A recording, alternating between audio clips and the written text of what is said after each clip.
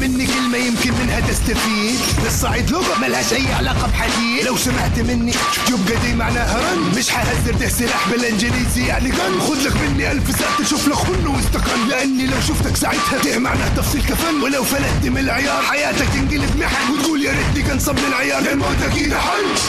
يا عيني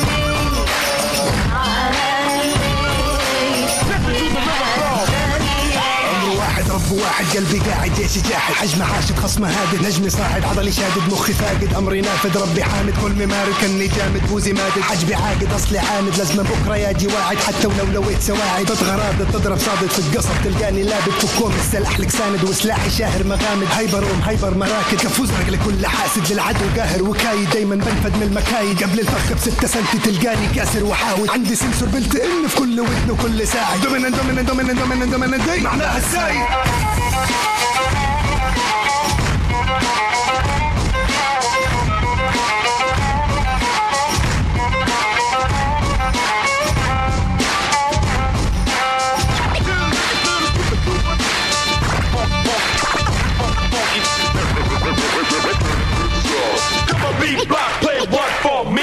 قط يعني كات وكلبي يعني دود سلعوة يعني ولف وشد العكس وقلف.